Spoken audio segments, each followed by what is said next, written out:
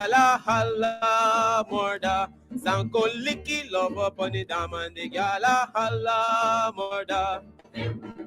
Police are come and the gala holla murder. Police are come and the gala holla murder. Sanko kissy love upon the dam and the gala holla murder. Sanko kissy love upon the dam and the gala holla murder. Police are come and the gala holla murder. Police are come and the gala holla murder. Sanko boy, you better run.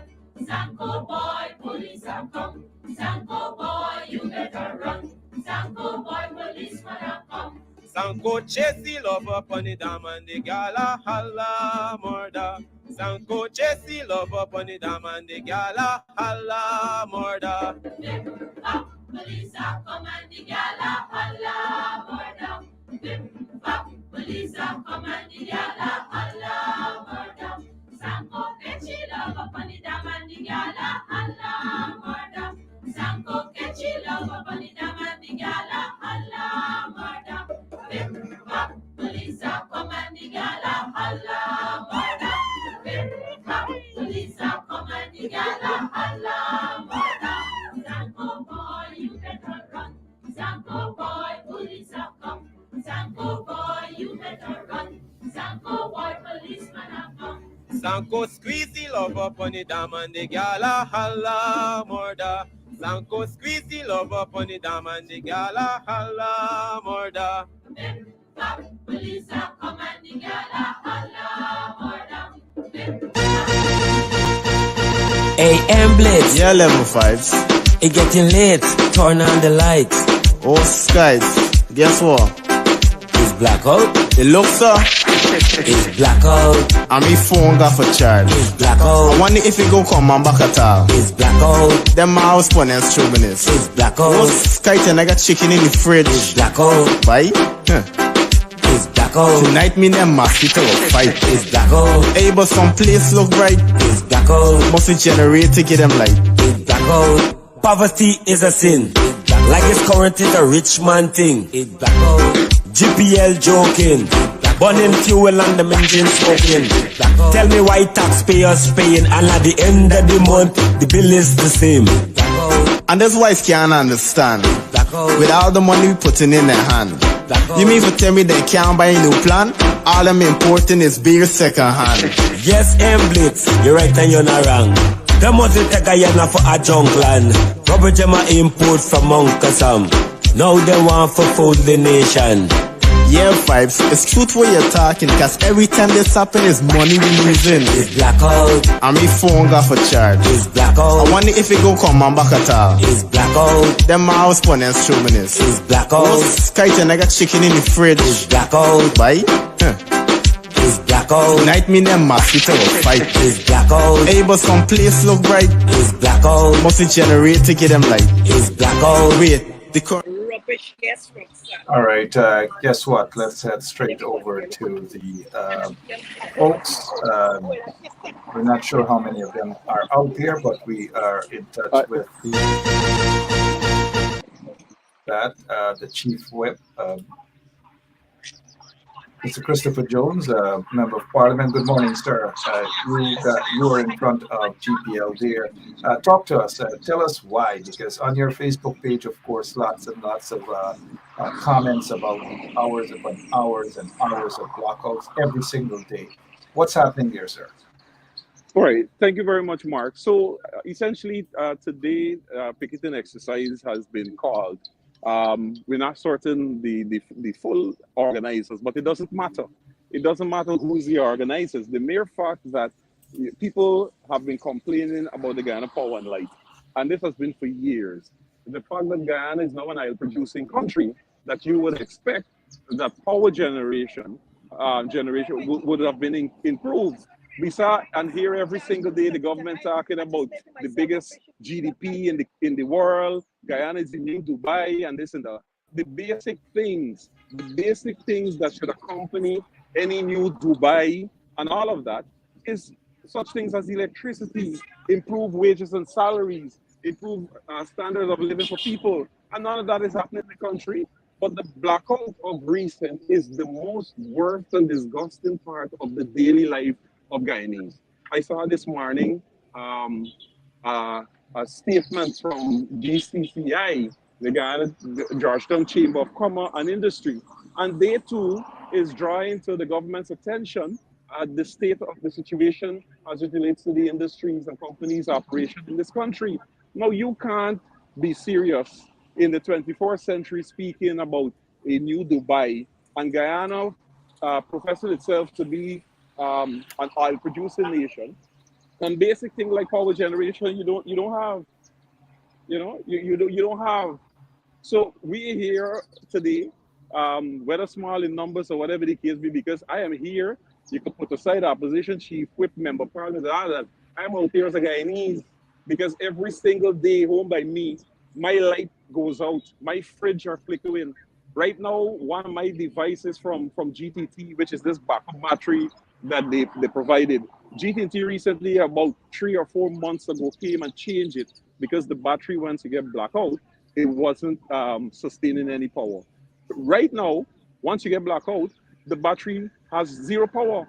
So with the frequency of power outage that has been occurring, it has already damaged the new battery that was just given to me or just replaced by GTT Home by Me.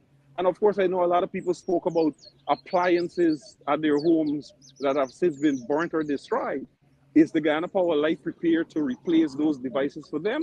And you know the runaround, Mark. You if they go to GPL and report that they haven't these devices that have been burnt, it's not going to be easily replaced. So you are left to saddle with that additional burden. Your wages and salaries are small. You're getting frequent power disruption every single day and night. And now your devices are burnt and you can't get a replacement on it. It Uh, is let me sad. let me ask It you is this sad. question, Mr. Jones. That what are the officials at the Guyana Power and Light saying? Because too many excuses upon excuses. I saw a release where they said by mid-December that this blackout will reduce. They are silly enough to believe that because during that period people will increase in terms of the electricity as they prepare for Christmas. Mhm, mhm. Right. So listen, I want to even go higher than the authorities at GPL. The People's Progressive Party civic government has been in office. This is the PPP is now in office going into the fourth year. Fourth year. They speak about all of these mega industries that will be setting up shop. They throw down spanking 4-lane roads, all adorned with street lights all over the country. If you are serious and and you are competent enough to know that if you are developing, then equally power generation will have to be improved. Because every time a new road is commissioned with all of those street lights that you see there, it puts a strain on the grid. And the grid 3 years ago or 4 years ago, the grid had the capacity to carry it because under the AP and UFC government, they ensure improvement in the electricity sector was improved.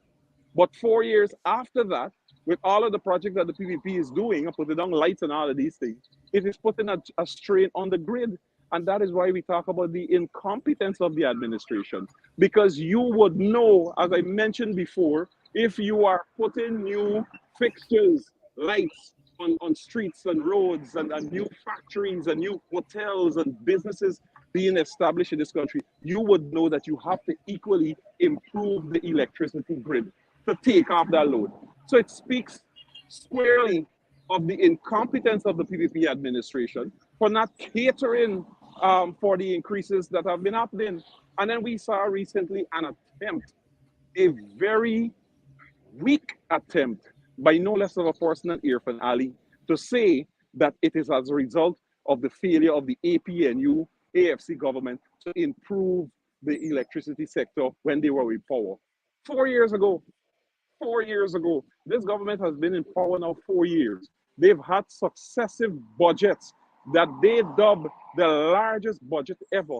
They had supplementary financial statement that came to the parliament for billions of dollars more. 4 years. If you calculate the amount of money that this government would have drawn down from the budget and the supplementary budget, and that is not excluding the revenues earned from the oil and gas industry that this government came into office and found and benefited from. With all of those resources, none of which has been plugged into the electricity grid. Clear incompetence on their part, and want to try to throw blame on a government that was in office 4 years ago. This is the 4th year of the PPP. There's no excuse. It speaks clearly of their incompetence. So as a result of their incompetence, Guyana, Guyanese, businesses across this country have to suffer. You go down Regent Street and Rod Street on a regular day. All the songs that you were hearing is these small generators that you got to put up on the pavement, a whole bunch of noise pollution. But that's the only way that they can power their business. You know how many of them have lost because those persons who have refrigerators and freezers to keep meat kind, juices, ice cream, and so forth. We've seen these people having to throw these things out, give them away, or sell them at a reduced cost, which essentially is a reduction of revenue earned to these people. And is there any compensation for them? No, there's not. They can't go to GPL and claim these losses with a view of them getting money back. And at the end of the month, and this is the kicker, Mark, at the end of the month, every single Guyanese and every single business receive the very same electricity bill with the same amount, if not more, than they received the previous month before. That is the extent of it. I have a quick question with regards to, and let's just say good morning to all the folks who are joining, who have just joined us, those who have joined us earlier. And thank you guys for sharing the link. But let me just say, when you look on social media, Mr. Jones, that so many people are affected. So many people are basically have had their electrical appliances just damaged, destroyed as a result of that. But yet people do not have the energy to go out to even say they're going to stand up for their rights. A perfect example is what's happening out there now. Hardly anyone out there. What's the reason behind that, sir, you think? Well, Mark, again, it goes to another area of Guyanese society under the People's Progressive Party Civic. And it is called fear and intimidation by the People's Progressive Party Civic. We have had so many instances in which businessmen speak out about whether it's rates and taxes, whether it's the Revenue Authority, whether it's GPL. And the minute they decide to go public, even if they go on their Facebook page and put up a simple post, people reach out to them and they are threatened. They are threatened if they have a current contract with the government, they will be told that, listen, this is your first and last contract. You get to know, how dare you make a post? We've had workers who put up a post on situations in terms of the wages and salary, and they were threatened that if you want to continue working here, you will remove that post and you don't say nothing again. So in terms of fear and intimidation, it is high in the society in this country. And it is nothing new. Mark, you would know that the People's Progressive Party Civic, for all successive PPP governments that have been in office, the only way they know to rule is by fear and intimidation. And that is why it is always a challenge that when you have exercises like these, that you don't see work, you don't see the general public coming out because of fear. My son working at this ministry, my daughter just get a job at this place, or my son or my husband get a contract, and the fear is that if they come out and speak out, they will lose those income that is there. That is the reality. And that is why many times, on many occasions, you don't see Guyanese coming out to picketing exercise because of how the People's Progressive Party Civic, successive PPP Party Civic government has been running this country, and it is by fear and intimidation of the citizenry. Now, let me ask you this, Mr. Jones. Just to remind those who are now joining us, there's a protest. There should have been a massive protest in front of GPL, but But that's not the case. People seem to be more interested in protesting on social media and complaining, but not on the ground.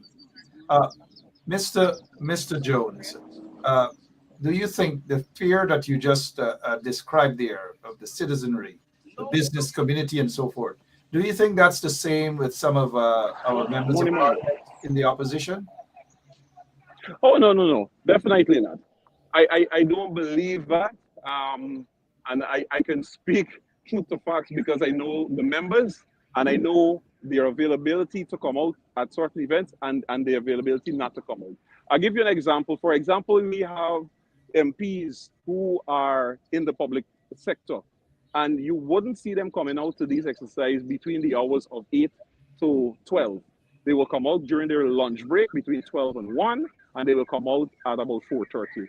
Or if it's a day off for them, they will be front and center on the picket line. It's always been that way. We have several members of parliament who are teachers across this country. I don't want to necessarily name them, but I could if it comes to that. And we got other workers, we got other MPs who are within the public service arena. I got you. So in other words, 46 minutes after 10 o'clock, Mr. Jones out there in front of GPL headquarters. Our members of parliament in the opposition do have another job, and the other job is very important. And so whenever they have some time out, they'll spend some time doing the people's work as well. What's the mood like out in front of GPL? Not too many people are out there, Mr. Jones. What's the mood like? Right. Well, okay, so far you got former minister Simona Brooms is out here. You got former minister Annette Ferguson is out here. And what is happening as persons traverse this area, whether in their cars, or whether in the buses and so forth, they share with us, they spend a few seconds, they share with us that they agree and so forth. They let their voices be heard and then they move off. But it is the reality. If I can attempt to turn the camera, all right. I don't know if I can. I don't know if I have the ability to turn the camera so you can see for.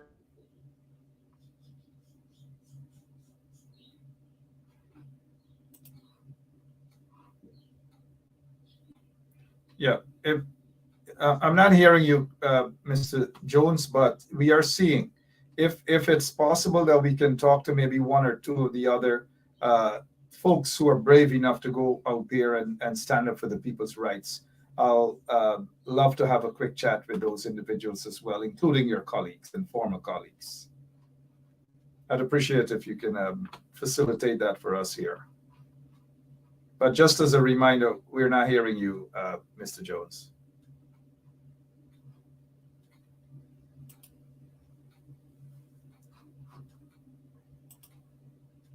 And for those of you who have just joined us, a couple of folks are out in front of the Guyana Power and Light headquarters protesting the constant blackouts, daily blackouts for hours upon hours. During working hours, kids cannot do their homework or nothing of the sort. And so we have the Member of Parliament, Christopher Jones, is out in front of GPL headquarters. I'm told that Simona Brooms is out there, former minister, and they also have Member of Parliament Annette Ferguson is also out there. But as Mr. Jones indicated, the rest of the members of Parliament do have other jobs. And occasionally, whenever they have some time out, occasionally they will squeeze and facilitate the people of Guyana with a little 15 or 20 minutes on their days off. Mr. Jones, can you hear me? Because I'm not hearing you at all. Yeah, I'm not hearing you at all, sir.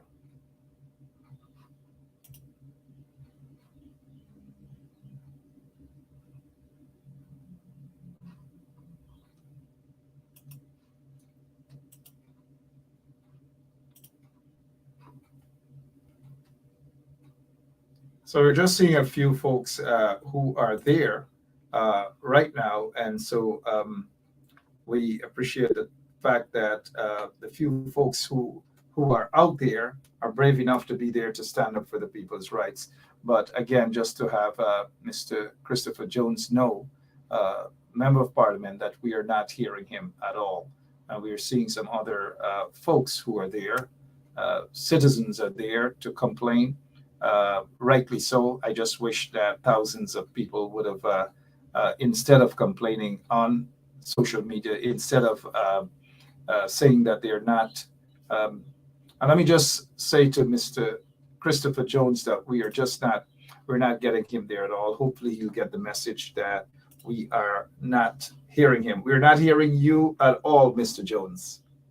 We're not hearing what the person is saying either.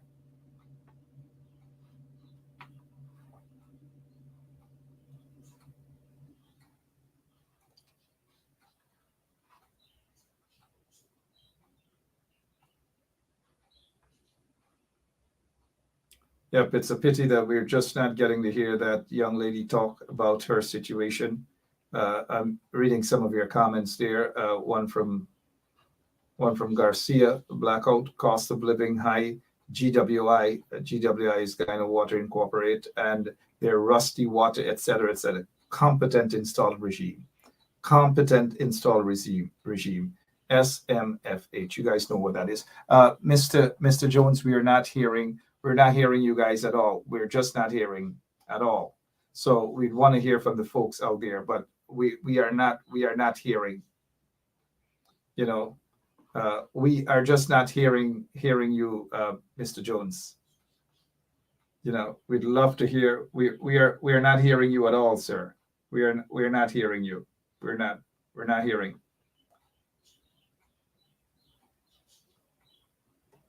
And it appears that the people are just gradually. We're not hearing you. We're not hearing you, sir.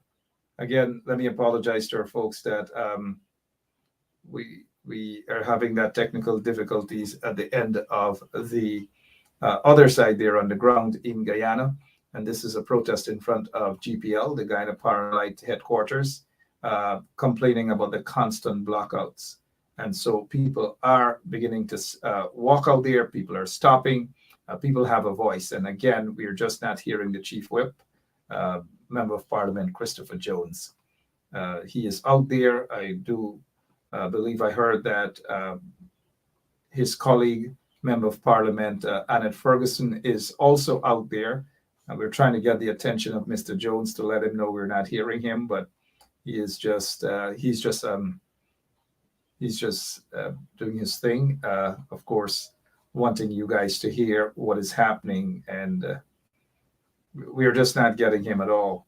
So let us be a little patient. We are on our live, guys. Let us focus on what we are doing here. We are live over at this end, Charlene. So, you know, we cannot focus on somebody else's live if we are currently live. Thank you. However, we still want to be able to get. Let us focus, please, on what we're doing here. We cannot switch over to somebody else's live just like that. So be patient, guys. All right, appreciate it. Just be patient. Rome wasn't built just in a day. Technical difficulties do occur, but we will hopefully get Mr. Jones's attention and let him know that we are just not hearing him at all. But you know, it's unfortunate that such a protest, and you just have a couple of folks who are on at that protest. Sorry, just a couple of people are there at that protest. I'm not sure if Rhonda Lane is there, but you guys can't expect Rhonda Lane to be everywhere. Just like the MPs, the opposition MPs, they can be everywhere because they have another job, because they're working. And so the only time we will be able to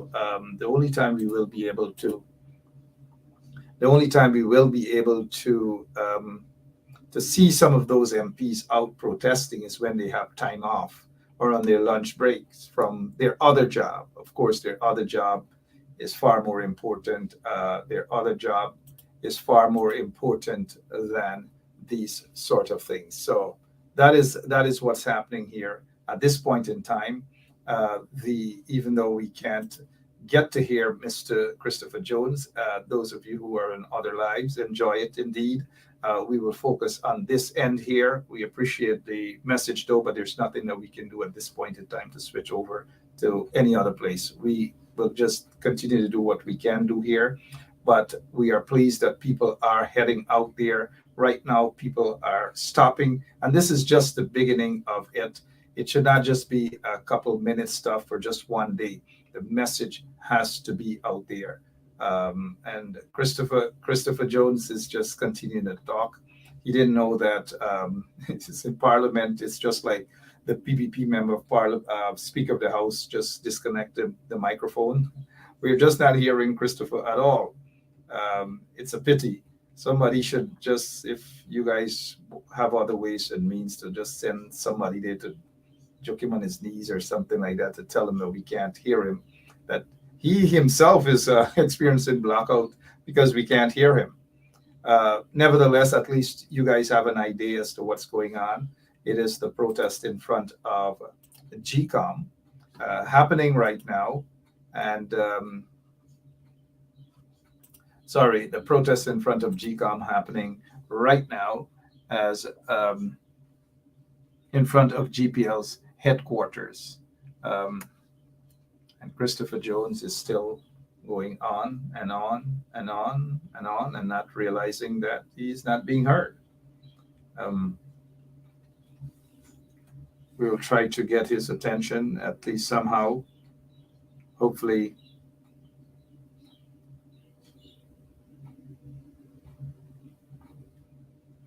So the other thing that you guys are getting to understand is what happens in Guyana.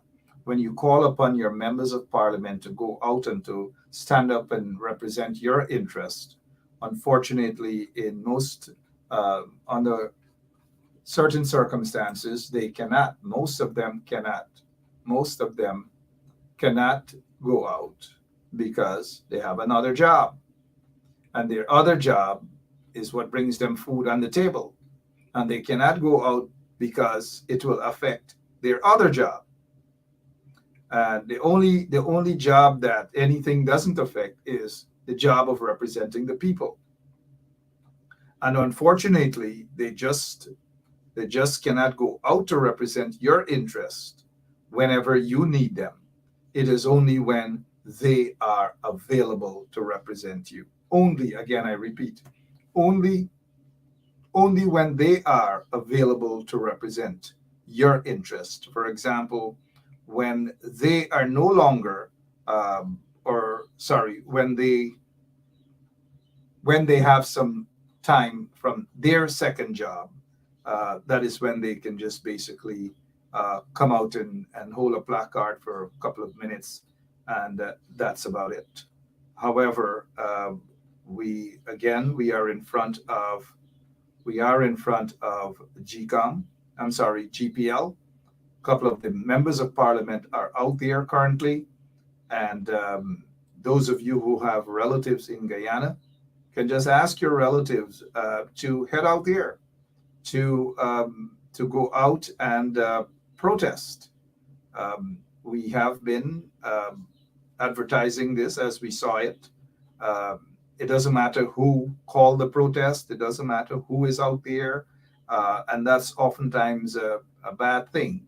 In Guyana, they just want to find out is who protests. And then based on who protests, who called the protest, then they will decide whether they are going to go or not. And that can be a very, very bad thing indeed. So we are in front live, even though you're not hearing anything.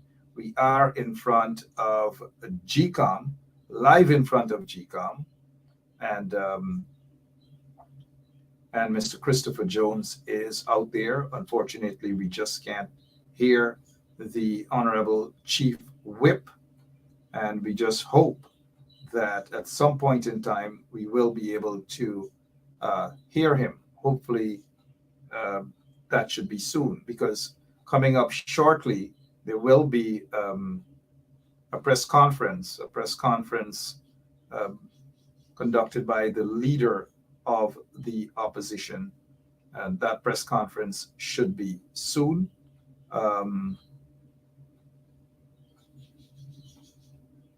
Sorry, that press conference should be soon. So we are hoping to join with them as well. We will try to rectify whatever the audio problem is. Hopefully, Mr. Jones will understand that we're just not hearing him at all.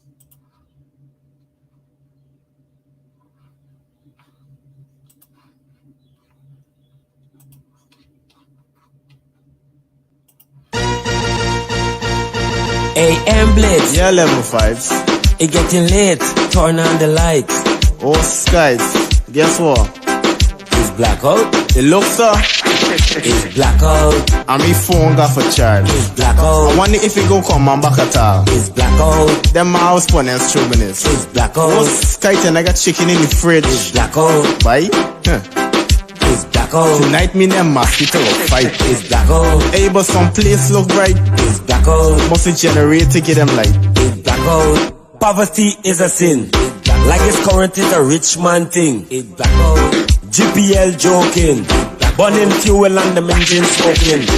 Tell me why taxpayers paying and at the end of the month the bill is the same. And that's why I can't understand. With all the money we putting in their hand. You mean to tell me they can't buy a new plan? All I'm importing is beer second hand. Yes, Blitz, you're right and you're not wrong. Them was it a Guyana for a junk land. Rubber Gemma import from Uncle Sam. Now they want for food the nation. Yeah, vibes, it's truth what you're talking, cause every time this happen is money we losing. It's blackout. And my phone got for charge. It's blackout. I wonder if it go come on back at all. It's blackout. Them my house phone and strawberries. It's blackout. Oh, skite and I got chicken in the fridge. It's blackout. Bye. It's blackout. Tonight me them mosquito fight. It's blackout. Hey, but some place look bright. It's blackout. Must it generate to get them light. It's blackout. Wait, the current just come on. Bye. Let me turn on my fan.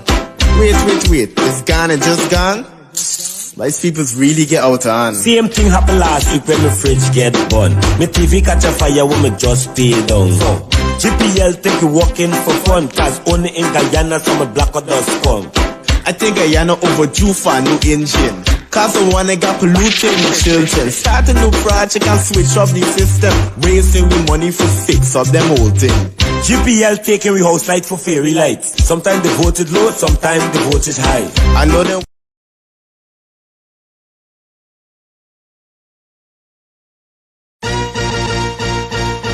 AM Blitz. Yeah, level 5s. It getting late. Turn on the lights. Oh, skies. Guess what? It's blackout. It looks so. It's blackout.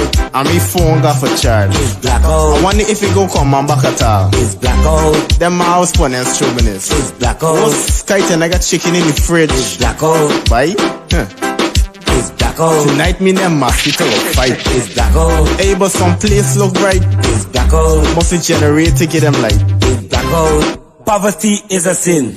Like it's current is a rich man thing. It's blackout. GPL joking.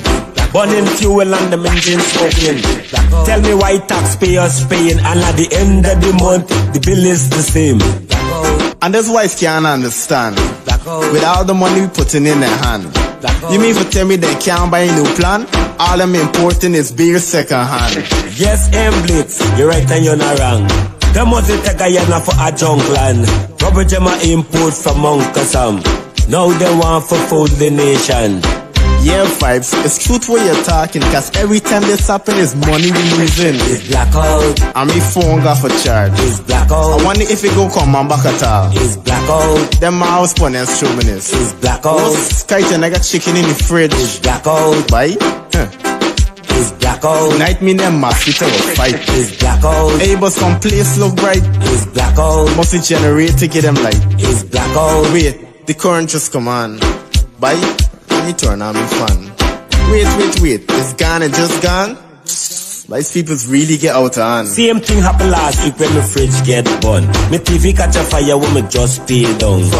GPL think you working for fun, cause only in Guyana some blackout does come.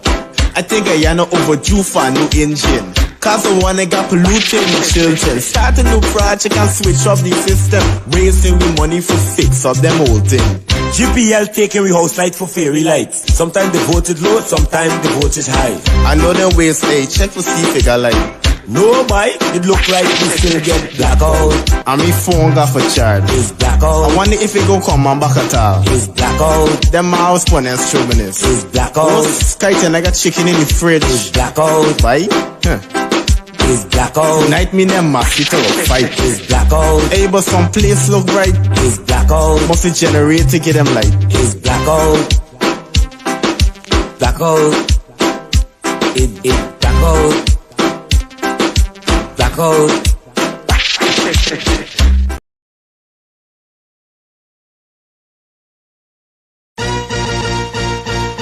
AM blitz. Yeah, level 5s. It getting late. Turn on the lights. Oh, skies. Guess what?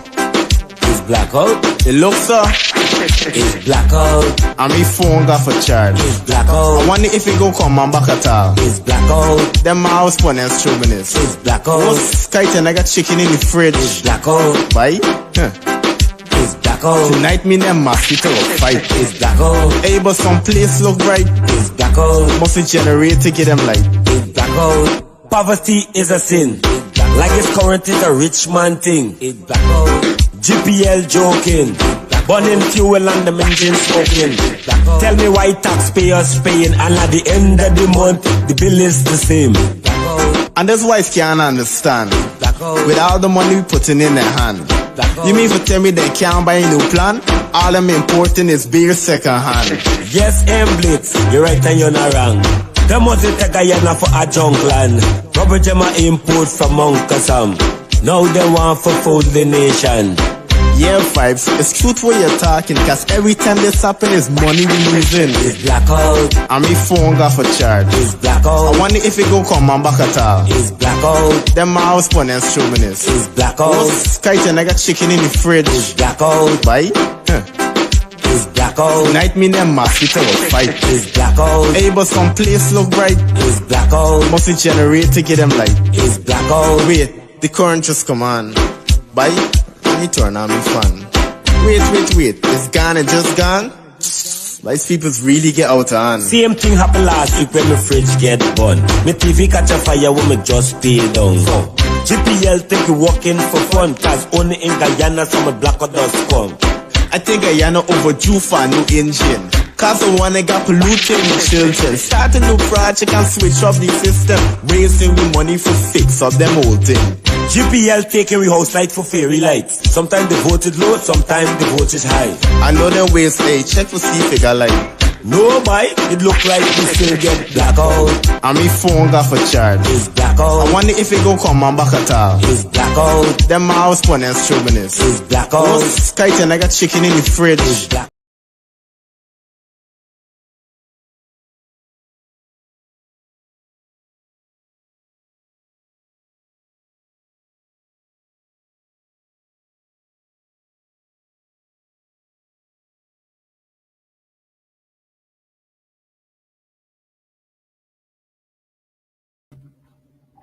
Again, guys, our apologies for that. Still having some technical difficulties, not at our end, but we see that Mr. Christopher Jones was able to get a couple of folks out there. Simona Brooms, I believe that is, former minister under the APNU AFC coalition government. Then they have former minister Annette Ferguson, who's also a member of parliament. But we want to thank those individuals for braving and being out there, even under the circumstances. We are preparing to head to a press conference held by the leader of the opposition. Should be important. I'm not sure, but who the other participants of that press conference is, but we'll join them shortly as well.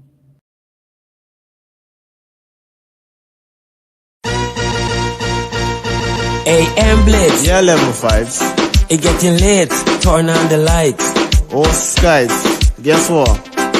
It's blackout. It looks up. It's blackout. I'm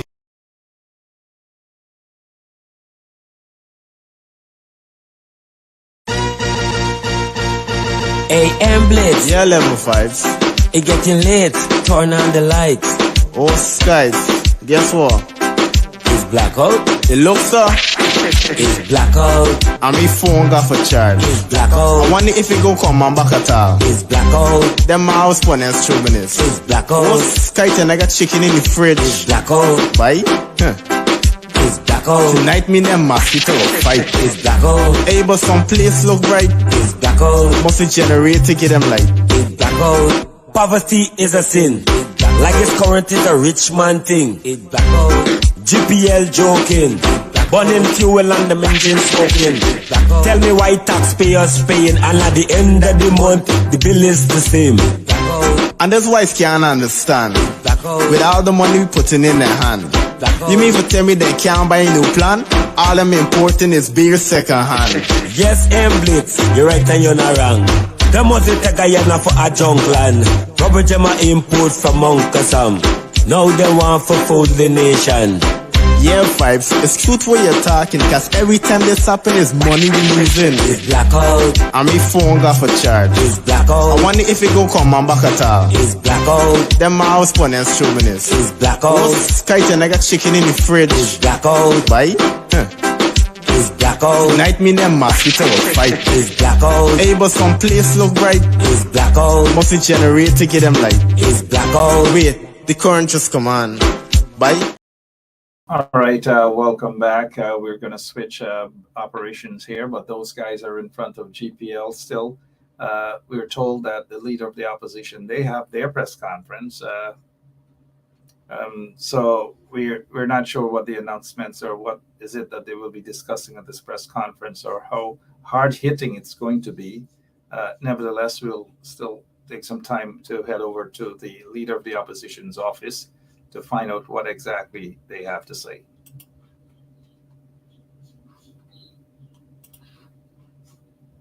of Parliament, Mr. Vincent Jordan, proved the same and revealed that the community enhancement workers would clean the entire street and fail to weed in front of the APNU AFC supporters.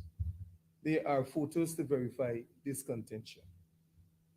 This level of discrimination must be highlighted so that one would understand that the PPPC is also involved in political discrimination in addition to discrimination against African Guyanese and African Guyanese communities. But instead, it is also against anyone who does not support this installed regime. The foregoing is evidence of predominantly Indo-Guyanese community in which 23 roads were rehabilitated and 2 were not done because of the APNU AFC supporters who reside in those streets.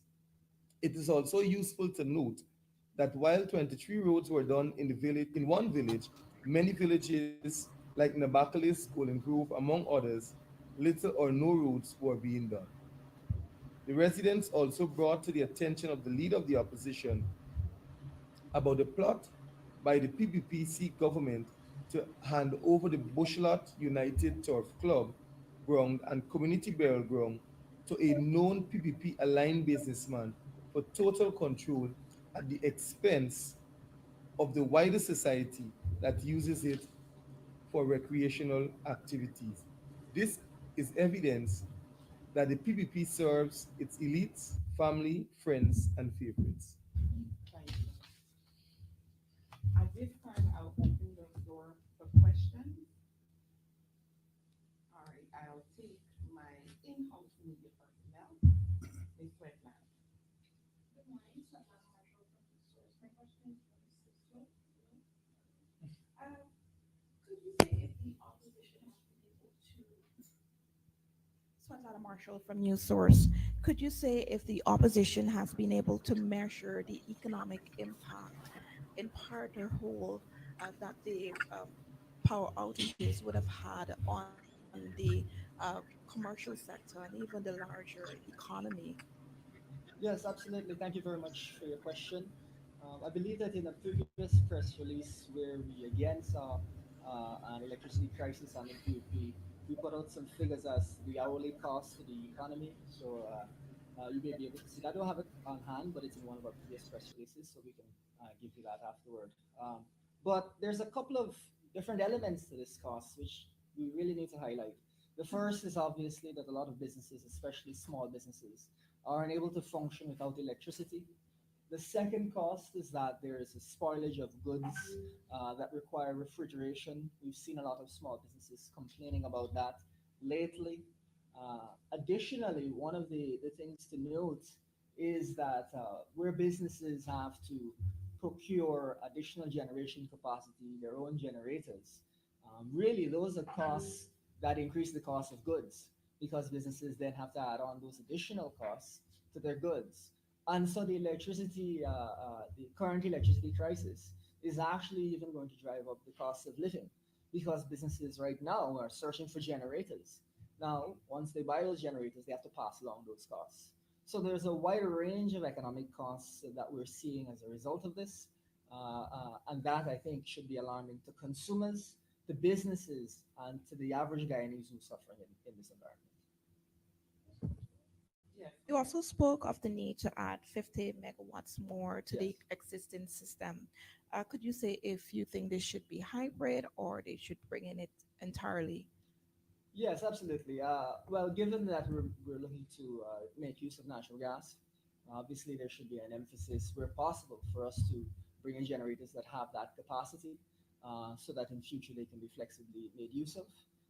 But really what we want to emphasize here is that there seems to be an attitude that we should have just enough power. Really what we need to do is to ensure that there is sufficient excess that we can deal with any issues that come up. And as an example, we saw the 46.5 megawatt problem that we had earlier this week. If we had 50 megawatts of spare resource, we would have been able to deal with the problem pretty much immediately, as opposed to I think it was 10 hours of blackout that many people faced. That is the proper way to manage an electricity system, and so that is really what we want to help the Guyanese people to get a sense of it. We also during the budget debate flagged the fact that the government was focusing on infrastructure, roads, bridges, etc., and not focusing on other elements that will impact the people. We felt that electricity was a priority, and there were areas in which you could have removed resources from infrastructure because anyhow a lot of it wouldn't be done because we don't have the capacity. And if they had used those resources to put towards electricity, we would have been in a different position. But the government needs a high budget for infrastructure to facilitate the corruption that is ongoing in the government system. Thank you. All right, I see the hand of Mr. Adam Harris. Good morning, everybody. Good morning. Again, for Mr. Blue. A few years ago, there were efforts to ensure we had new generating equipment. Commissioned one in Kingston, commissioned one in West Demerara, and on both occasions, these two sets of generating equipment were supposed to bring an end to blackout. However, in about 12, 15 years, they've all collapsed. Why are these things collapsing? Is maintenance a problem? Don't we have people to monitor and to facilitate their continued operation? Thank you very much for your question again. One thing that is really critical to understand here is that if we don't have sufficient spare capacity, then generators really will be running pretty much non-stop. And therefore, whether they can get adequate maintenance is a question that has been asked by some engineers.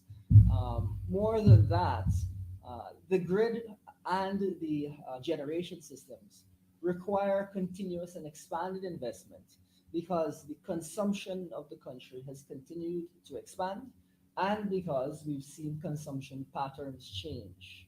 And so us kind of relying on pre-existing, first of all, pre-existing generation by itself, and then a pre-existing understanding of how generation trends will continue is not really appropriate now. We have to be more thoughtful about that. You may recall that, or you may know that a lot of Guyanese are moving to making use of ACs. That has continued to put some strain on the grid. Those are all factors that must be continued, must be assessed. So really, if you don't have enough capacity to put some of your generators offline and properly maintain them, you'll be in a difficult position always. Even if you think about any machine that is running non-stop, it'll be difficult for it to hold up to the appropriate level of usage. And of course, even these generators will have recommended maintenance schedules and so on that it might be difficult for us to meet. That's certainly one element of the problem. But again, what we want to highlight to Guyanese is there are estimates, GPL's estimates, which indicated that there would be a shortage of power. I knew there would be a shortage of power around this time. It was clear. Why wasn't it clear to the government? That seems so strange. Thank you. The next question I want to ask is, I mean, Guyana isn't an island. Would I be correct to suggest that Guyana is the country in the Caribbean, with perhaps the exception of Haiti, with the most power outages? And if that is the case, despite your oil money and all of that, why are the others producing power, giving you a better power supply than Guyana? No, I completely understand your frustrations in that regard. Of course, citizens will have noted that in the past several weeks, there have been blackouts something like 4 times a day for several days, and blackouts that have been quite prolonged. We just spoke about a 10-hour blackout. There's been some 4-hour blackouts as well. Really, it will be quite difficult for other Caribbean countries to have a worse problem with electricity generation, given how bad the problem is in Guyana. So I think it's pretty safe to say that right now Guyana has the worst electricity generation in the Caribbean. What is deeply ironic about it is that the national budget is nearly tripled in a couple of years, and you're still seeing a problem of this scale. That to me indicates that we've got an extreme level of government mismanagement. And I would also back that up by giving you a sense that the IMF, when it looked at Guyana's public sector investment program, had indicated that Guyana underperforms even its Latin American and Caribbean peers by a wide margin. By as much as I think 30%, Guyana underperforms them on a relative basis there. So that indicates, therefore, that governance in Guyana, governance under the PEP, who's refused to engage with these IMF recommendations. The IMF, even in 2022, urged the government to take heed of the recommendations, carry out studies, and so on to improve our investments locally in public infrastructure and these sorts of vital elements of governance. They've refused to engage with that. And so as a result, it is reasonable to assume that we would have the worst electricity generation because we have the worst governance. But starkly, it's incompetence. Over the years, we know the problem. When the AP and UAFC came to power, we brought a foreigner who was leading the management and leading the management well. We were seeing improvements. The PPP came to power and they immediately moved him and put back the man who had failed pre-2015. I now understand I have a brother of a minister. So it is clear too that there is the politicization of the issue.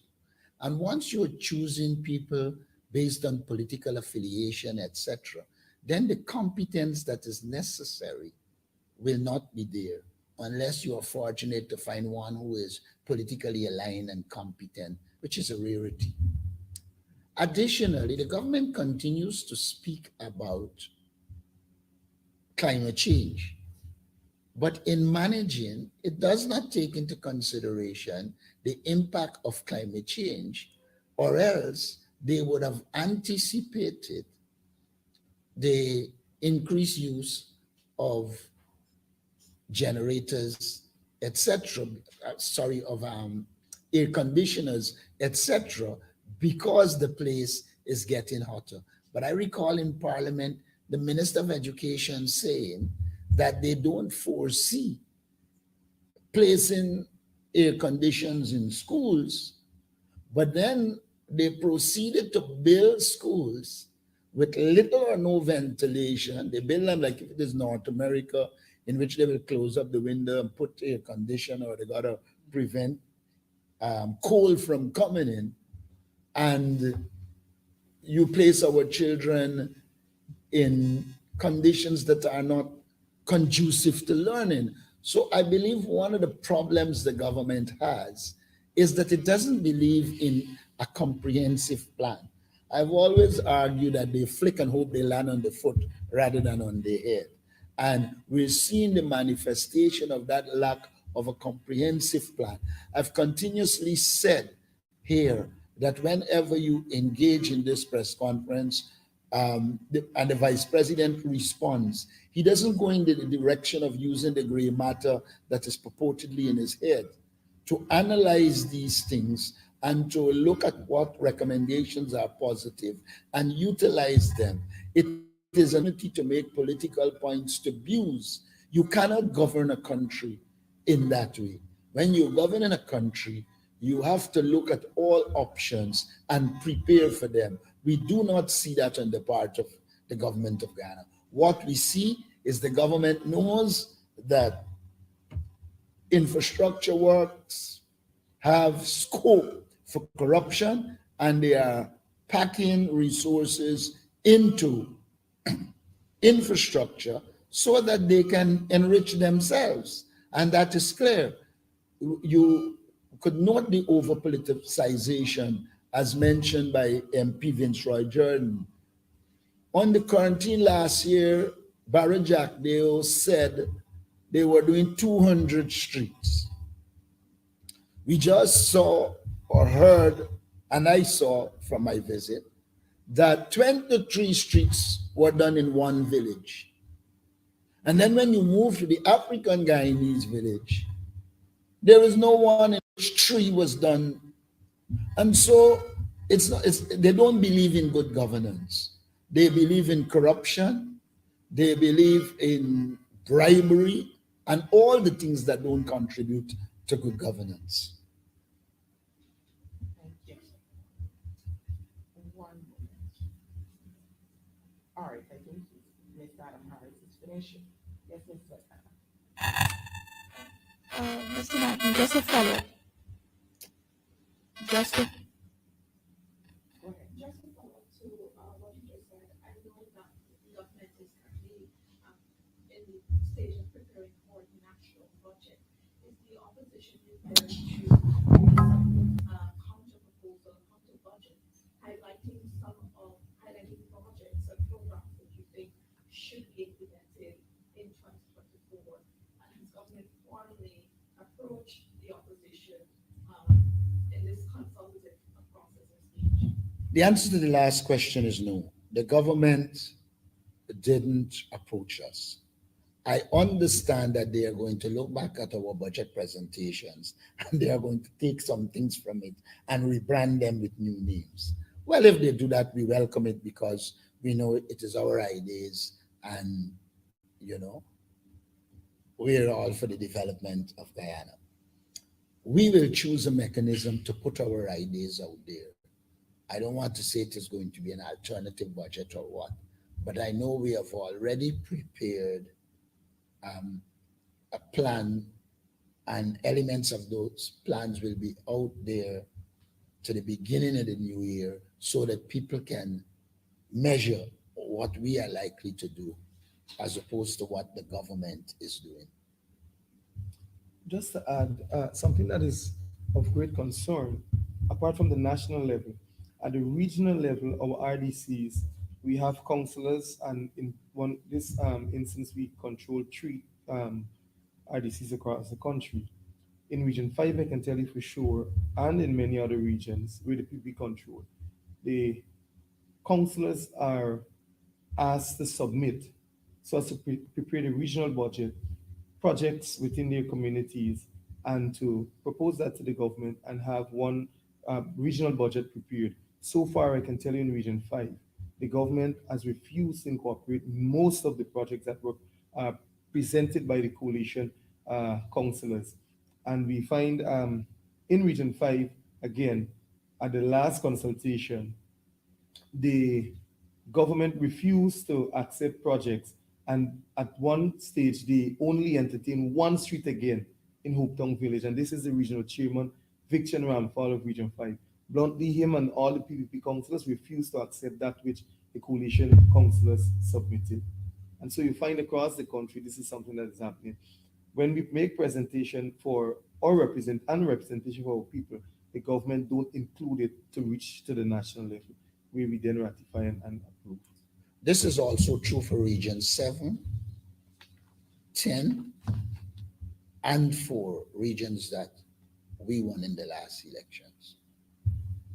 Thank you. I see the hand of Mr. Mark Benchmark. Yes, good morning. In light of what's happening with Venezuela, the propaganda being spread by Maduro in Venezuela, we have seen the propaganda spread also into Guyana with the obvious support of Barrett Jack Deal, who is said to have paid some operatives, Venezuelan operatives, to paint a picture as though opposition elements are against Venezuelans and are basically encouraging violence against the Venezuelans. There's no evidence of such, but yet Barrett Jack Deal is encouraging that. How comfortable are you, Mr. Norton, sitting with a team of individuals in Parliament with this so-called, parliamentary session, special parliamentary session, knowing that Barrett Jack Deal and his colleagues are not patriotic enough to confront the issue with Venezuela in a very respectful and Guyanese-like manner? How comfortable are you attending such a parliamentary session that would turn out to or amount to nothing? At this stage, I am not prepared to lump all of them together. I will single out Barrett Jack Dale as one who has shown an inclination to sell out Guyana. First point about it. The second point I want to make is this. If it is true that Barrett Jack Dale met with Venezuelans in Guyana and actually suggests to them that the APNU is up against Venezuelans, I think it is misplaced, and he is also inviting meddling in our internal affairs unnecessary. Now, we have asked for the stats on migration, refugees. The government seems incapable of giving it to us. We're insisting that we should get it. We had asked them to tell us how many Venezuelans that are here and registered are children of Guyanese, who we know under the law automatically become citizens. We wanted to know where they are, etc. The government sent us a piece of garbage in which I think they said in Region 6 there is no Venezuelan. In Region 5 there are no Venezuelans. And I have seen Venezuelans and engaged Venezuelans in Region 5 and 6, so the government cannot be serious. I think what is happening here, the government is being exposed because we are consistently been saying that they seem to be registering them willy-nilly with the hope of using them as voters in the election, something which we will challenge and confront. And Barrett Jack Dale should know that it cannot be business as usual if you're going to use people from a country that is very aggressive against us to become involved in our political process. Let me say it also that we have always said that the Venezuelans must enjoy coverage under international law, general and humanitarian international law. And we in the APNU are not against Venezuelans. However, we are very aware that Venezuela is an adversary at this stage, and that we need to be very careful. If one takes into consideration the fact that Venezuelans are trained militarily from the time they arrive at the age of 18, then we have to have a much better plan and approach to migration, because it means every person that comes there over that age would have been trained. It is something that cannot be ignored. We believe in the fact that this territory belongs to us. We are united with the government in terms of the protection of our sovereignty and territorial integrity. But we are not going to allow Barra Jackdale to utilize Venezuelans in a way that affects our national unity and affects our claim to our territory. And so it is of deep concern to us. And I anticipate that if it is not true that Barra Jackdale is linked to that video that emerged that suggests that the PPP is all for Venezuela and the APNU is anti, he should make a clear statement that he's not associated with it and condemn it. Failure to do that will suggest that he is involved. And since he has a history of being distant from the truth, one worries even if he speaks. And so one will be uncomfortable with Barra Jackdale dealing with the Guyana-Venezuela territorial controversy and hope that the others see the importance of being nationalistic. I saw some things emerging in which they are dealing with the Guyana-Venezuela territorial controversy and talking about one Guyana. I want to remind this government that we are united on this issue. But the motto of Guyana is one people, one nation, one destiny, and it must be the only thing used as we confront Venezuela. There is no scope, there should be no avenue for partisan use of slogans as we confront aggression against us. I want to say to all Guyanese, we are united in protecting our territorial integrity and our sovereignty, but we are not prepared to allow the government to do as it likes at the expense of our people. And therefore, it should be clear to them that what that video that emerged with Barra Jackdale and one who purports to be a Venezuelan should be condemned, and the government should make a public pronouncement on it, because it is dangerous. It is encouraging involvement in our domestic politics by persons who come from an adversary state. Thank you. No, Mr. Norton, I have a follow-up, if I may, with regards to the sovereignty, protecting the sovereignty and our territorial dispute with Venezuela. Sufficient evidence is out there in public domain that Barra Jackdale is not serious about that.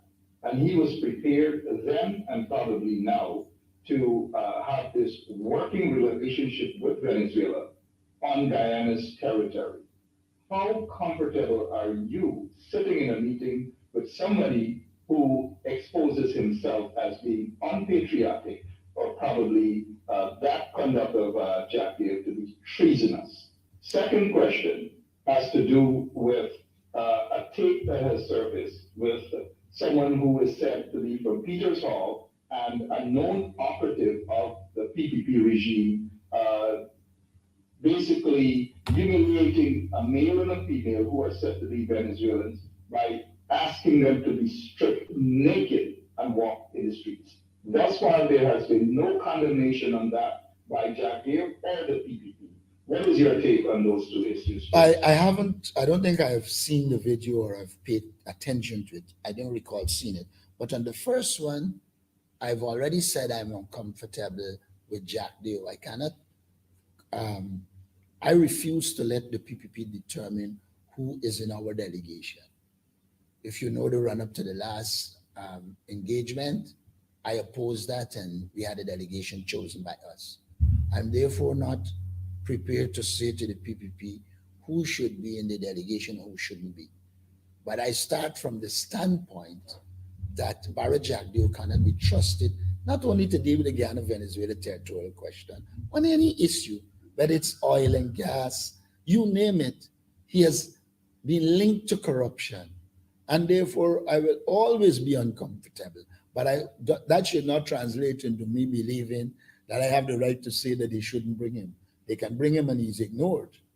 But for us, he's not suitable to promote Guyana's sovereignty and territorial integrity. I can state that in the discussions with the president, there was agreement that we will not give up 1 inch of territory. And that for me is important. As to the incident with the Venezuelans, I have not seen it, but I know anytime it's a PPP supporter, the PPP will not condemn it. The PPP are masters at propaganda. They will say all they would have said and put that Venezuelan to say, knowing full well that they are condoning their supporters doing a lot of nonsense. And that is what I see on the issue. If I am permitted one final question, and this has to do with the lack of leadership on the part of the PPP regime. It is obvious, lack of leadership as it pertains to the Venezuelan issue. They seem to have no experts around them, which is obvious again. But the APNU coalition, the opposition has a lot of experts, former military men, kind of defense force chiefs of staff, you are surrounded by, and others. Is there any explanation why we are not seeing any of those individuals next to you at the press conference to talk specifically about the border issue with their military experiences and also their experience as it pertains to the border issue? Many of them would have served there at the border as well. Thank you, sir.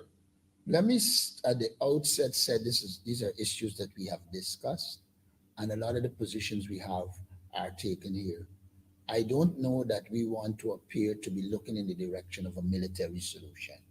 It is in Guyana's interest to have a diplomatic solution, while we will be informed by the thoughts of military persons. We make decisions based on what we consider the extant reality. And you can have advice from persons that aren't necessarily at your press conference, because the foreign policy advice I have would have come from people who are not here. Remember that at the press conference on this issue, you are reflecting the views of your party, of your members of parliament, etc. You engage them, but I don't know that it necessarily follows that you have to bring military persons, because that can also send a signal that you don't necessarily want at this stage. Thank you. I think you have a question, Ms. Lagana. Go ahead. Just a clarification on the issue raised on Venezuela. I know that the opposition through MP Walter Vizier would have written the Minister of Foreign Affairs regarding the alleged meeting that took place between the Vice President and the Venezuelan migrants. Could you say if, as of maybe 10 a.m. today, there was any response from the minister on this particular issue? And I wanted you to elaborate a little more on the document sent to you or sent to the opposition by the government on the stats requested. You said that it was a piece of trash or garbage. Could you just, was there any overall stats on the number? Because I know that several figures would have been floating around. What exactly was sent? First, let me say, as far as I know, there's been no response to Walton. The document I saw that was sent purported to say At 2023, about 22,000 Venezuelans are in Guyana. I can give you the exact figure once I access my phone. And that in region 8, 5, and 6, there are no Venezuelans. Now, that says to me a number of things. One, whoever prepared it, not moving around. If you go into region 5, you will see Venezuelans. I was in region 6, and there are Venezuelans. Okay, region 8, I haven't been there recently, but I know when I was there for the Madia Dom fire issue, they were Venezuelans, and plenty Venezuelans. So for the government to send you a document that merely says this amount in region 1, this amount in region 2, this amount in region 3, makes no sense. And that is why I said it's garbage. The government needs to have a system of screening, recording, and monitoring of Venezuelans.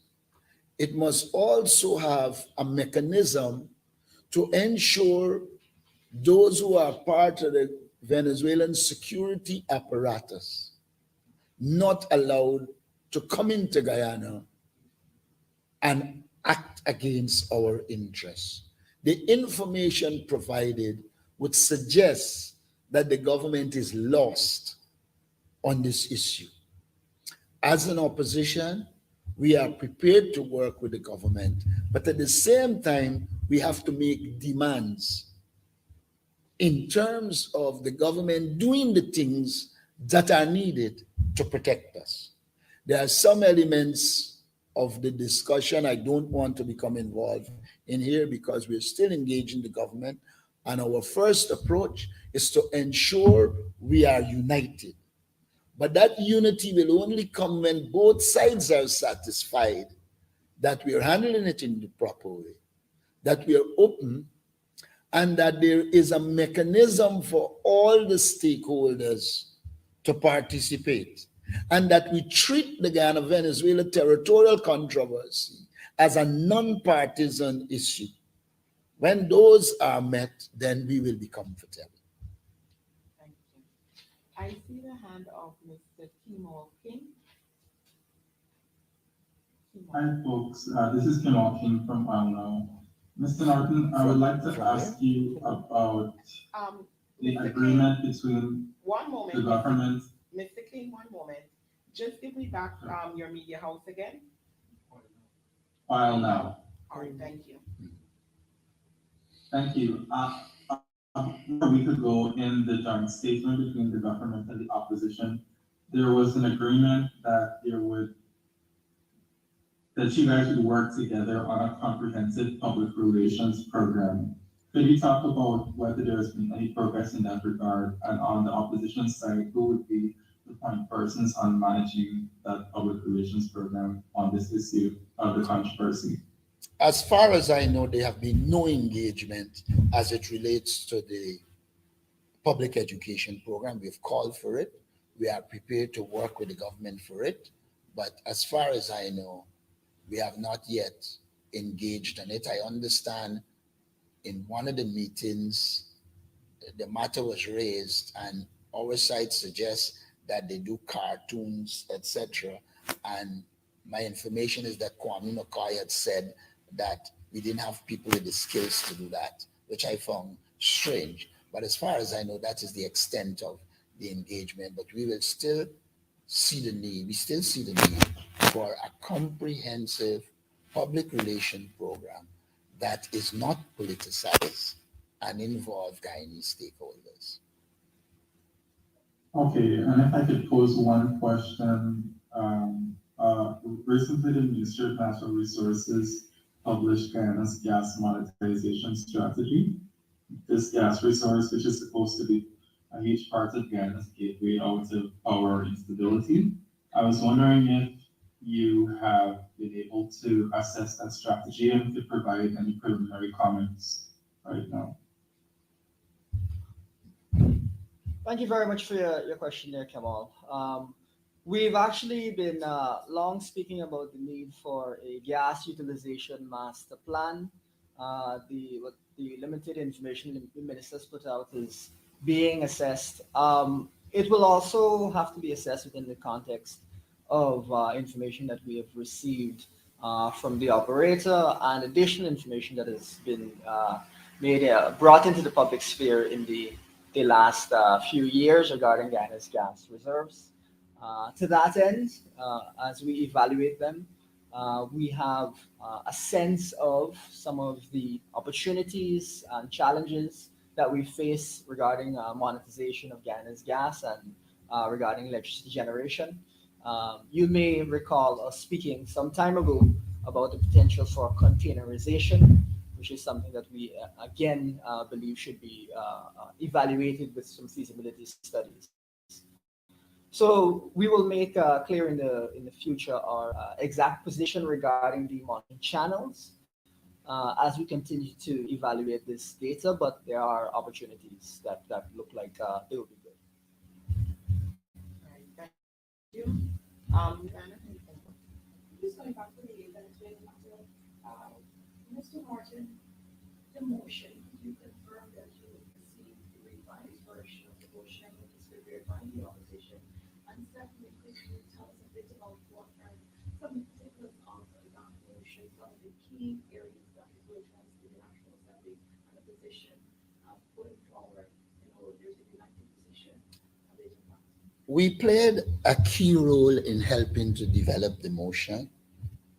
We sent the motion to the government.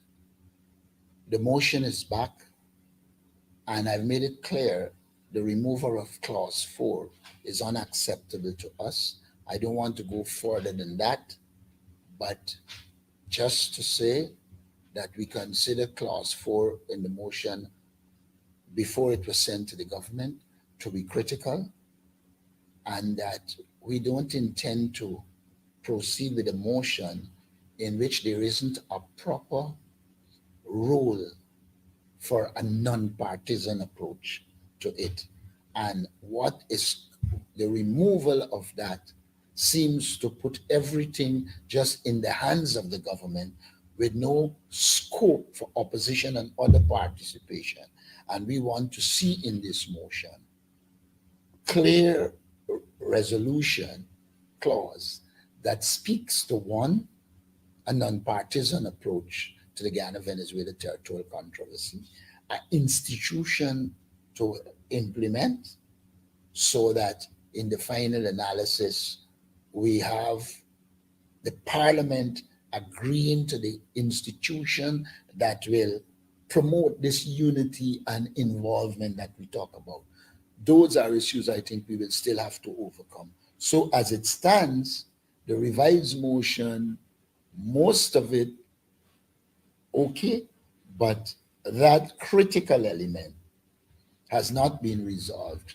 And I hope that we can engage with the government and resolve it, because I've said before, we are united on this question of Ghana-Venezuela territorial controversy. We intend to have a motion that we all agree to. And once we agree to it, we can proceed to have the extraordinary session. Outside of that, I do not see us being involved in a session, and we are not all on one page. And at present, we are not totally on one page. I would love to know this, specifically what clause 4 address, and if could you say if the government would have indicated or signaled its willingness to look back at that motion and look back at clause 4 to see if it would be incorporated ahead of Monday's sitting? Well, I don't know of Monday's meeting as yet. Like I said, I made it very clear. Whatever meeting is going to be held has to be held after agreement on this motion. And then once we agree, you need at least 5 clear days so that the debate, you can prepare for the debate, etc. And not only is the motion an issue here, the data on Venezuela, that data, very, very important. And so those two we will have to resolve.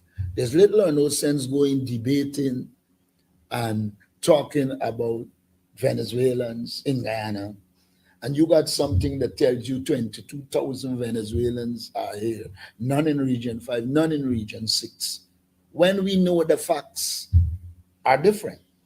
And so these issues need to be resolved, and then we can move forward and have a motion. Essentially, clause 4 in the revised motion, because the parliamentary committee had prepared one, it was sent to us, we revised it. In that 4, which speaks to the involvement of stakeholders and a border commission that transcends partisan politics. In other words, what clause 4 set out to do was to ensure we provide a basis for a united approach to dealing with the issue and not a partisan approach. There seems to be some concern about the use of the word border. That can be negotiated. But as far as we are concerned, there must be an institution to implement these issues that transcend partisan politics. Because if the thing with Jack Doe is taken as true, then you already see partisan politics creeping in, and that is detrimental to our national interests. So we would want to see in the motion a mechanism for non-partisan, all stakeholders' involvement in dealing with this issue. Thank you. At this time, I'll take 2 other questions. I see the handle of Mr. Benchmark. Yeah, thank you for tolerating me again.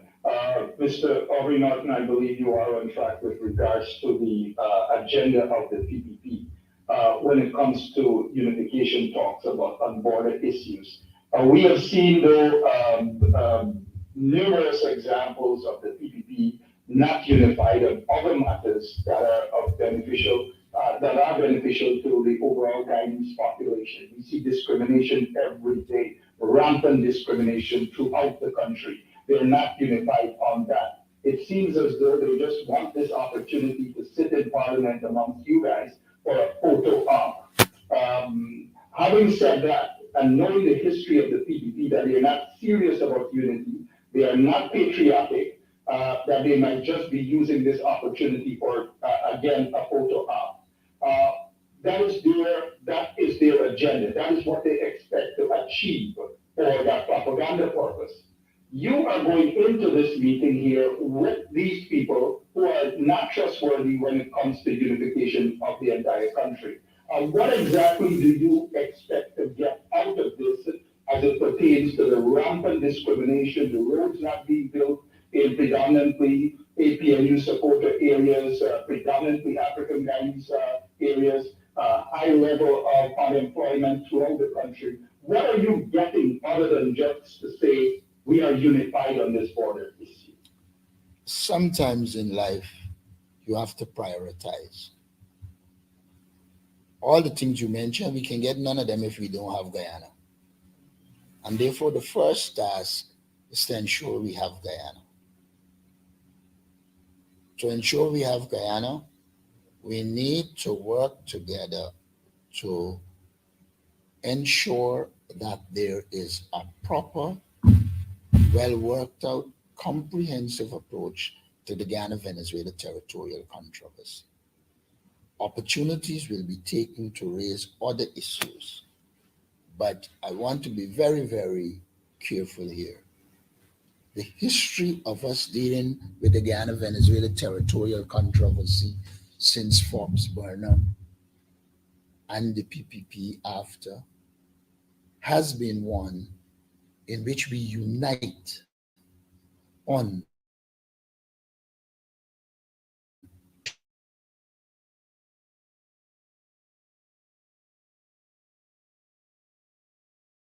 protection of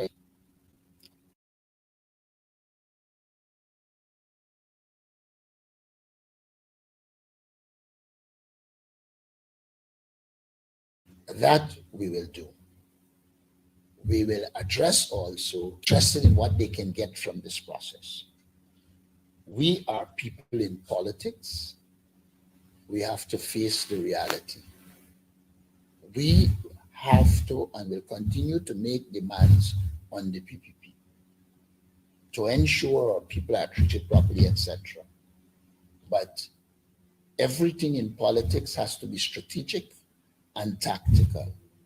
And I do not believe that we should run down this road of giving the PPP the opportunity to say we are not united because of X, Y, and Z.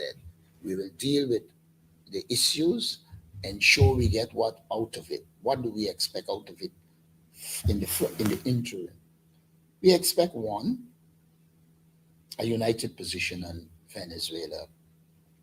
Two, the establishment of the institutional capacity to deal with Venezuela.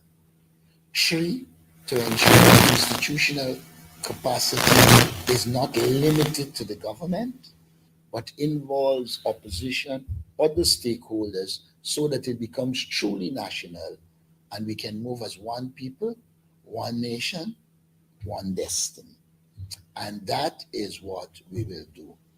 I've seen in sections of the press and some writings, one commentator said, oh, when Burnham was negotiating with Dr. Jagan about nationalization, Dr. Jagan asked for 1, 2, 3, 4, 5, and they were given. There are two different situations. We are dealing with the Ghana and Venezuela territorial question that threatens our existence, and we will deal with everything within its confines. We will also make the demands for the other things that need to be done, but one has to be careful how one handles it, or else you will provide the PPP PR machinery the opportunity to escape from creating the national and other institutions we need to deal with this very important and complex issue. You know, Mr. Norton, some folks may argue that for 23 years, the PPP has never given in to any demands. For 3 years since they've been installed, they have not given in to any demands. Everything is either their way or that's it. Once they are satisfied that they get the propaganda that they're looking for out of this so-called unification amongst you guys on the border issue, then that's it. They throw you guys under the bus again. And you guys in the opposition walk away with getting absolutely nothing other than talking about unification talk for 30 minutes, and that's it. Could I? The other thing, Mr. Norton. No, let me deal with the first one. Let me deal with the first one. Should I rectify your history? The fact that we had constitutional reform in 2001 was a result of action we took, and there were changes. I want to make that clear. I agree generally that the PPP is hell-bent on total control and domination, and we have to deal with that. But in doing that, we must make proper assessments. And proper assessments will demand we acknowledge what changes occurred. I believe we made demands on the PPP in 2015, and some of them they didn't respond to. But the electorate in 2015 said to them, your time is over because this is what the situation is. And so one must not only see these demands as one that the PPP would have to deal with. There must also be demands which the electorate must deal with. And so I'm saying to you, The electorate is moving in the direction of getting rid of the PPP, and we should not give them the opportunity to escape it. Thank you.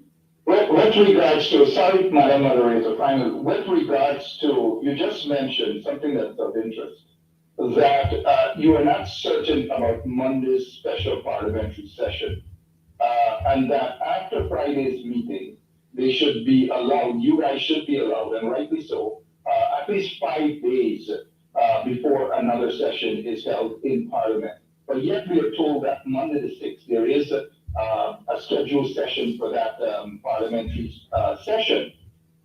Are you, I mean, I get the impression that this was done without your knowledge or consultation, the time and date. Is that accurate? I would put it this way.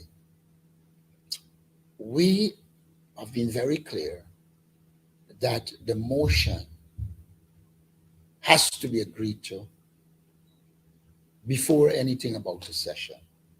I think in the meeting, the point was made that we need 5 clear days. Once the motion is agreed to and the basic things we want there are there. In my opinion, Monday or whatever date is conditioned on if we get the things we are asking for. And at this point, I have not seen adequate data on the Venezuelan situation that can inform a debate. What debating you will debate on the Guyana-Venezuela territorial controversy if you don't have a command at the data of who exists, where they are, their status, that is critical. And secondly, if there isn't an agreement on the motion, then I cannot see us moving forward. So the persons we sent to the meeting were briefed, they were aware, and they knew all of this. And I think the government is also aware that the statement between the president and I made it very clear that it will be a mutually agreed joint statement. We will work towards that. All right. I don't see the hand of anyone else. Amen. So I will take that to mean we will bring today's press conference to an end. I want to thank our journalists who joined us in person for coming, Ms. Svetlana, and of course, those of you who are online with us today and our viewers on our social media platform. We do hope that you have a wonderful afternoon. Thank you. AM Blitz. Yeah, level 5s. It getting late. Turn on the lights. Oh, skies. Guess what? It's blackout. It looks up. It's blackout. And me phone got for charge. It's blackout. I wonder if it go come on back at all. It's blackout. Them mouse ponies chauvinist. It's blackout. Oh, kite and I got chicken in the fridge. It's blackout. Bye. It's blackout. Tonight me them mosquito fight. It's blackout. Hey, but some place look bright. It's blackout. Must it generate to get them light. It's blackout. Poverty is a sin. Like it's current is a rich man thing. It's blackout. GPL joking. Burning fuel and the engine smoking. Tell me why taxpayers paying and at the end of the month the bill is the same. And that's why I can't understand. With all the money we putting in their hand. You mean to tell me they can't buy a new plan? All I'm importing is beer second hand. Yes, Blitz, you're right and you're not wrong. They must take Guyana for a junk land. Rubber Gemma import from Uncle Sam. Now they want for food the nation. Yeah, Vibes, it's truth what you're talking, cause every time this happen is money we losing. It's blackout. And me phone got for charge. It's blackout. I wonder if it go come on back at all. It's blackout. Them mouse ponies chauvinist. It's blackout. Oh, kite and I got chicken in the fridge. It's blackout. Bye.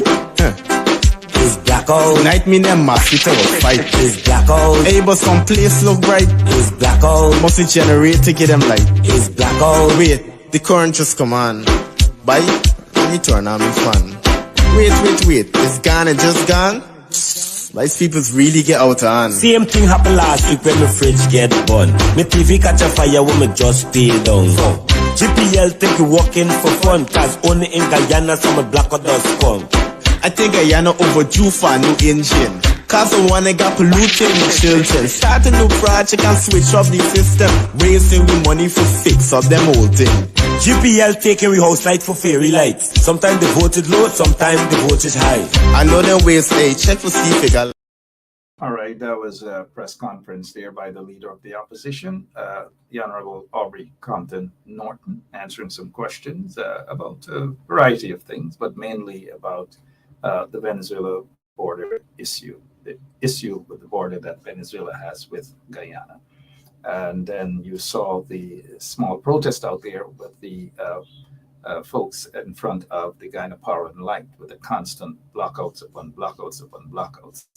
And meanwhile, all of these things are happening in Guyana. Guess what Jack Dio and Irfan Ali are doing? Just guess what? Apart from Jack Dio selling out Guyana to the Venezuelans and behaving very unpatriotic, this is what they do every single day. And outside of that, I heard that there's a bounty killer going to Guyana, bounty killer. Maybe that's where all the protests will be, bounty killer. So guys, be careful. Your friends and your family will be asking to send a raise so that they could go to the bounty killer show. But they're not going to send and ask you to send a raise so that they could write some placards and go in front of GPL and protest and all the other things that's happening. Be careful with them. I am waiting for my phone to ring for any relative or friends to call and ask me for any raise to go to bounty killer. It's not going to happen. But this is what Jack Dio and Irfan are doing, even while people are punishing throughout the length and breadth of Guyana. This is what they do. I love you in every way. I don't know why. I don't know why. I don't know why. Oh, why. Woman, you may not be wealthy, not drive a fast car. Come me now, go let you out, and when you come from far. You remember when me only have one arrow shirt and you muggle with me in your tight up skirt. Yep, that's what they're up to. Look, in my opinion, that meeting, parliamentary session, so-called special parliamentary session, and Guyana-Venezuela border situation, it's a waste of time, a complete waste of time. The PPP is not concerned about unity. They're not concerned about those sort of talks. It's just about propaganda and whatever they can squeeze out of the opposition, whatever little juice they can squeeze out of the opposition. The opposition doesn't appear to have much of a unified approach. We are not seeing much of those guys who have experience, real experience on border issues, those who have years of experience, not just the other day, grab a little degree in international affairs experience, real experience, that is.